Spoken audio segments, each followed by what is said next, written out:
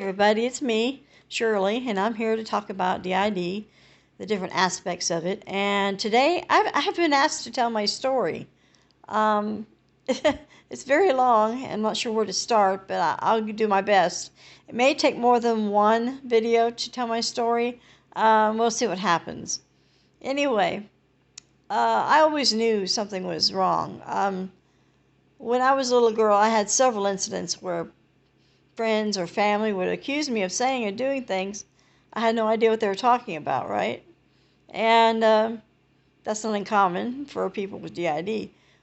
But I always kind of brushed it off as me having bad memory. I mean, this went on clear into adulthood, where I thought, well, I must have a horrible memory. I don't remember saying those things.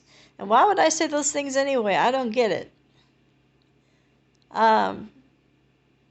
When I was 30, surely.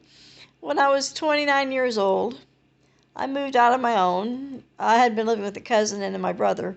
I moved out on my own to my own place, and I swear it wasn't even a week after I moved in there. This would be February of '89, right? Yes, February of '89. I moved in. Anyway, I told you I moved in. Anyway, I had the most horrible memory come back. I turned off the light to go to bed. As soon as I turned the light off, this memory flooded back like a horrible nightmare. But I knew I was awake, and I'm like, what in the world is happening here? So I turned the light on, and I sat up on the side of the bed, and I was shaking all over because I didn't know what was going on. And I was seeing a counselor at that time, a drug and alcohol counselor, because my brother's an alcoholic, and so was my mother. And she told me, she says, she treated me for quite some time after that memory came back. But one day in December of '90, a year later, almost a year later, she told me, she says, I don't think I can handle your case. There's too many complexities here. I need to turn you over to someone else. And God bless her for doing that, because it takes a wise and a mature adult therapist to say, I don't know how to treat you. Anyway, she sent me to Paula. And I didn't know who Paula was or what she looked like or anything. I didn't even know she was a woman. She just gave me the last name of her name, And I went in and I sat down in the lobby waiting for Paula to come out. And I was petrified. I didn't know what I was getting into. I knew I needed to deal with whatever was going on, because these memories kept coming back, spontaneously coming back. They just wouldn't stop. It was like puking. I never knew when it was going to happen, and I couldn't control it. So I met Paula, and we began to talk, and that began my journey with Paula that lasted about 21 years. Paula and I saw each other for a long time, and I didn't know what was happening. I didn't know it had a name. And about 6 months after I started seeing her, Paula announced to me that she believed I had dissociative identity disorder, which at that time was called multiple personality disorder. The name had been changed, but to DID, but it was still being called multiple personality disorder. And I said, what? Who, what? What? That can't be right. She says, but yeah, you have all the symptoms. You have all the characteristics. You are multiple. And that was a shock, but at the same time, it was very healing, because it had a name. If something has a name and you can see what it is, then you can fight it. So we began our long, long journey down the road, less taken. I went through, oh God, I got about 30, 40 hospitalizations for suicidality. I even had homicide thoughts at one point, and they put me in the hospital for that. I got married while I was dissociated. I woke up married. I literally woke up married. And that marriage lasted 8.5 years, but I should have had it annulled that night, because I had no business being married to him. he was an innocent victim in all this. But anyway, I tried to commit suicide or die by suicide. Quite how PC you want to be. In 1995, February 1995, and thank God I didn't succeed. But it was an honest try because I was in ICU for 3 days, and they thought they were going to lose me because of my heart. And eventually I ended up in a nursing home. I ended up living in a nursing home for 7.5 years. A nursing home was one side was psychiatric, the other side was geriatric. So I was on the psychiatric side, of course. And they told me when I went in that nursing home that I was not allowed to speak about DID. It did not exist. I was not to bring it up again to anybody, not the staff, not the other people living there. I was to keep it to myself. So I did. And it was 7.5 years of hell, but I grew a lot. I grew a hell of a lot in that nursing home. Sometimes you go through times that are really hard, but you learn from them. And this is one of the things that I went through. I'm making this very compact so that we can get through this. I know there's a lot of life happened in that 21 years I saw Paula. A lot of life. And in the 7 years that I was in the nursing home. Oh my God. So, I also had a substance abuse problem because I became addicted to prescription drugs in the early 90s, late 80s. I'm showing my age now, the late 80s.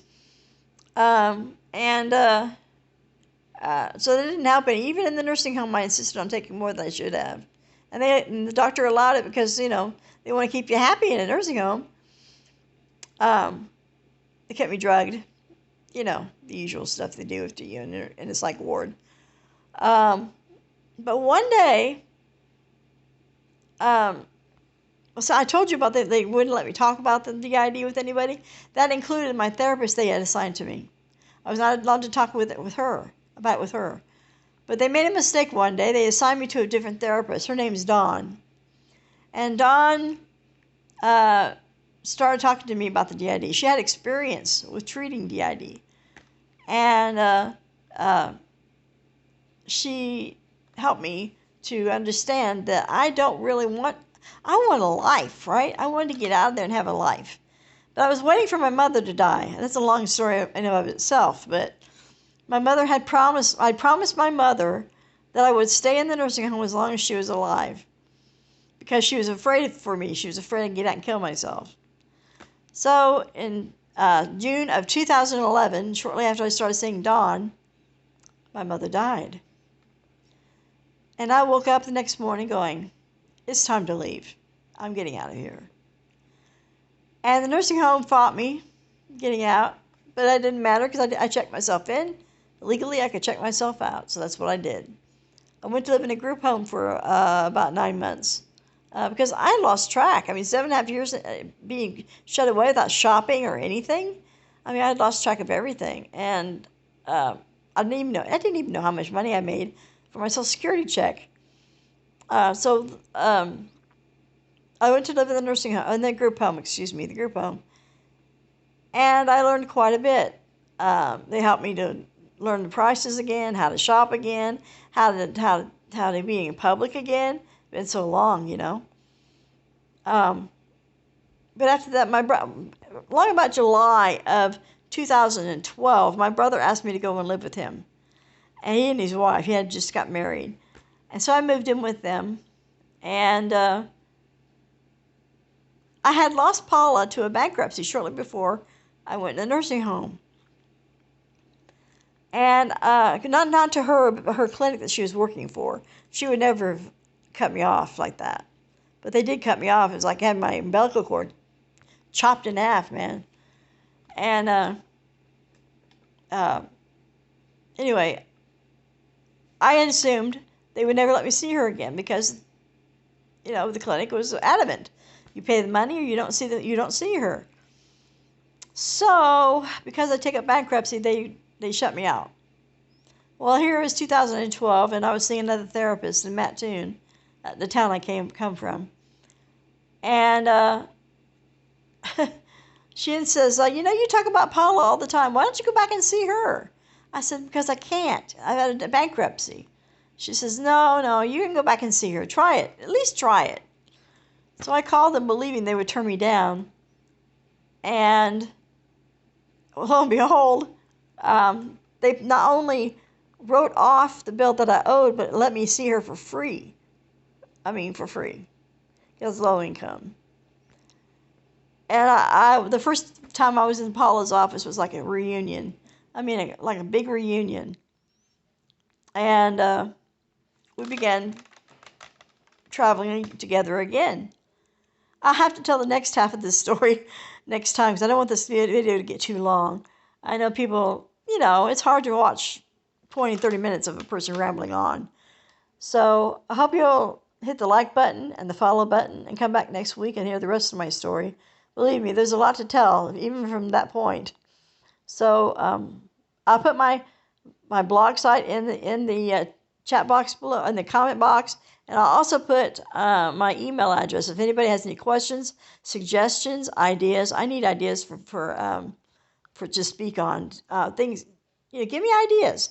Just throw me out some stuff so I know what to say and where to go. Okay, I need to know what you need. That's what I need to know is what you need. So, okay, you have a good week, and I'll talk with you next week. Bye-bye.